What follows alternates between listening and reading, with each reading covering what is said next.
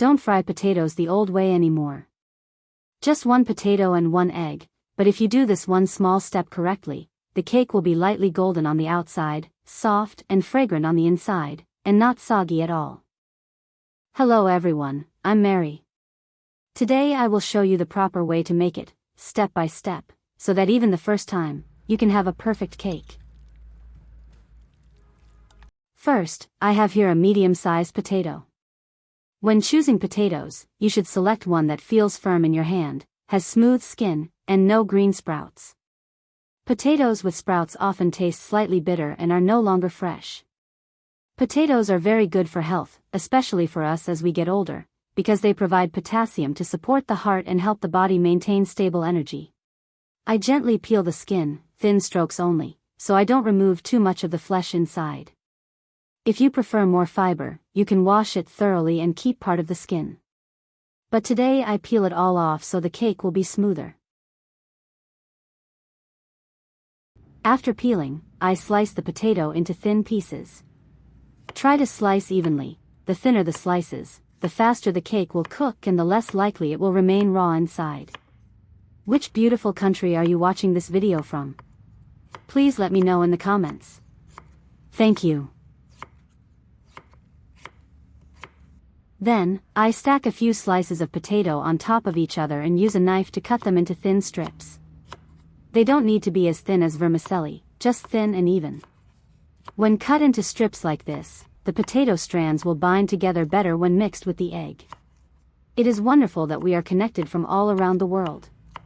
If you have not subscribed to my channel, you can press the subscribe button. Thank you for your support. And this is a very important step that many people often skip. I put the shredded potatoes into a clean towel and gently squeeze. There is no need to squeeze them completely dry, just remove the excess water. If you skip this step, the cake will be soft and soggy and will not have that slightly crisp layer on the outside. After squeezing, you will see the potatoes become looser and lighter. I place the potatoes into a large bowl. Next, I crack one egg into a separate bowl. I whisk it lightly until the yolk and white are combined. There is no need to beat it vigorously, just until it becomes slightly foamy. Eggs are an excellent source of protein, helping us stay full longer and maintain muscle mass. They are good for all ages. Now I add the beaten egg into the bowl of potatoes. Then I add 2 tablespoons of flour. You can choose all-purpose flour or cake flour, both work well. Next, add a little salt to taste. Do not add too much, just enough to enhance the natural sweetness of the potatoes and preserve the richness of the egg. Finally, add 2 tablespoons of water. You might wonder why we add water after squeezing the potatoes. The water here helps make the mixture softer and prevents it from becoming too thick.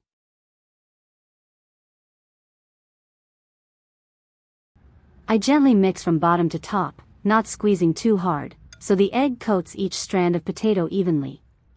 At this point, the mixture will be slightly thick, not too runny and not too dry. Now I place the pan on the stove and turn the heat to medium.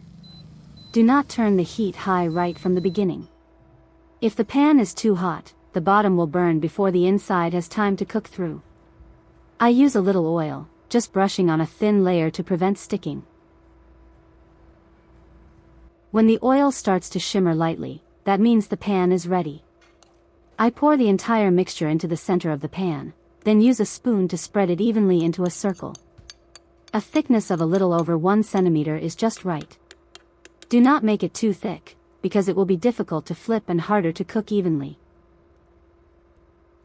After spreading it out, I cover the pan with a lid and keep the heat at medium for about 3 minutes. While waiting, you may begin to smell the gentle aroma of potato and egg blending together. After about 3 minutes, I remove the lid. At this point, the edges of the cake have set and the bottom has turned lightly golden. I use a spatula to lift one corner slightly and see that the bottom is firm and holds its shape. That means it is ready to flip. Now comes the flipping step. I will do it very gently. But if you do not feel confident flipping it directly with a spatula, I will show you a very safe and easy method. Prepare a flat plate that is slightly larger in diameter than the cake. Turn off the heat or lower it to the lowest setting to prevent oil splatter. Place the plate upside down over the cake in the pan, covering it completely. Then use one hand to hold the plate firmly, and the other hand to hold the pan handle. Hold tightly and gently flip the entire pan over. At this moment, the cake will rest neatly on the plate. Next, simply slide the cake gently from the plate back into the pan, with the uncooked side facing down. Do it slowly, there is no need to rush. This method helps prevent the cake from breaking, prevents oil splattering, and does not require strong force. Especially if the cake is slightly large or if you are not used to flipping with a spatula, using a plate like this will be much safer. After flipping, I cover the pan again and cook for about 2 more minutes. At this point, the cake is almost completely cooked. When you remove the lid, you will see the top has turned more beautifully golden, you will hear a very gentle sizzling sound, and the aroma will fill the kitchen.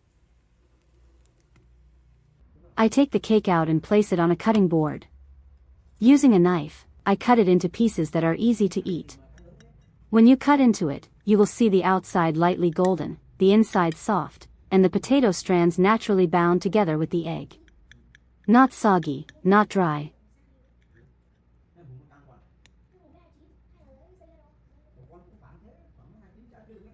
You can enjoy it with a little unsweetened yogurt, a bit of sour cream, or simply eat it hot right after cutting. This dish is perfect for a light breakfast, or a simple lunch that still provides enough energy. I like this dish because it feels warm and light on the stomach. Not too much oil, not too many seasonings. Just the natural flavor of potato and egg. Sometimes the simplest dishes bring the most comforting feeling. If you try making it this way, I would really love to know how you feel about it. Do you prefer the cake slightly crispier, or a bit softer? Do you add onion or cheese to yours? Please share with me. I am always happy to hear about your experiences in your kitchen.